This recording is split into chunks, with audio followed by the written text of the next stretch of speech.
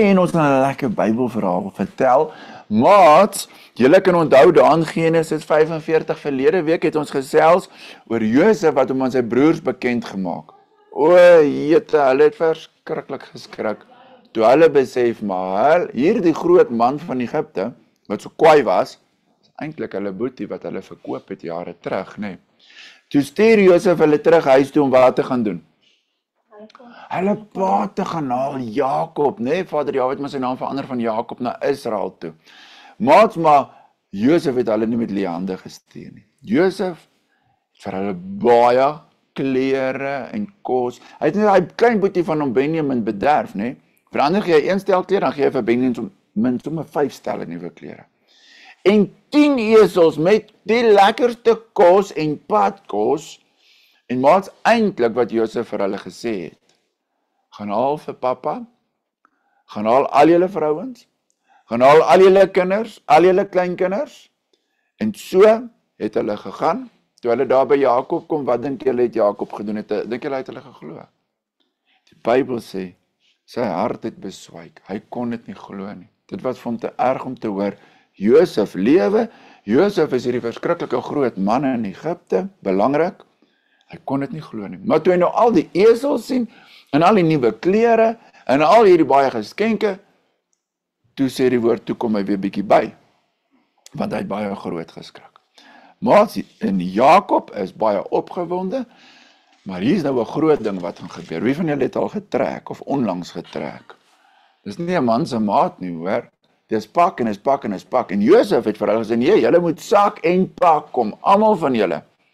Bybel praat van 68 mense. Dis nou Jakob en die vrouens en die kinders en die kleinkinders, almal, en al hulle vee.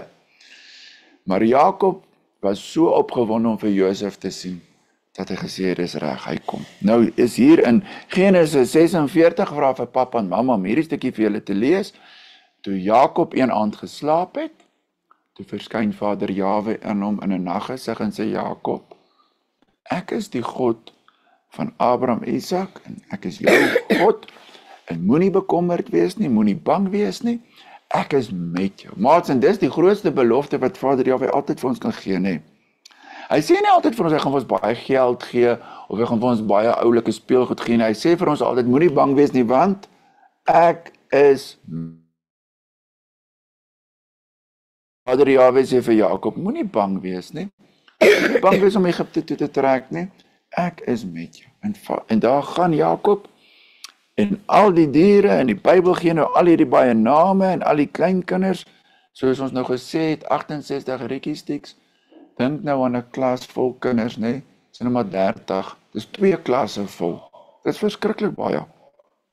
En hulle kom daar na by Egipte, en hulle laat weet vir Jakob, julle moet bietjie hier afdraai by die pad, moet nou nie heeltemal na die hoofstad toe gaan nie, daar waar julle gaan, Josef het vir die hele groot stuk grond oopgemaak, hulle noem dit die land Gosen, en daar gaan julle bly.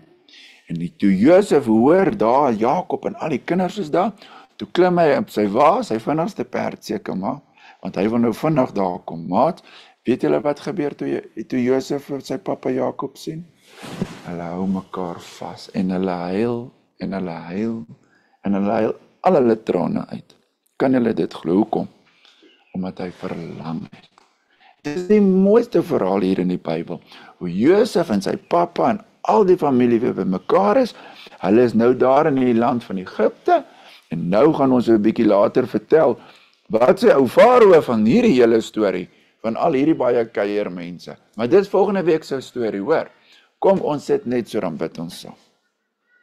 Vader Jaweh, baie dankie vir hierdie kosbare Bybelverhaal, en dat u met Jakob was, deur al die hartseer, deur al die moeilikheid, totdat hy weer terug by Josef was. Baie dankie dat ons ook in ons eie lewe kan sien, hoe u altyd met ons is, al moet ons somtyds trek, al moet ons somtyds nuwe dinge doen, u is by ons, en ons dankie daarvoor in Yeshua. Amen. Totsiens maats, tot volgende week, en lekker winter, vra vir mamma vir 'n bietjie sop die week.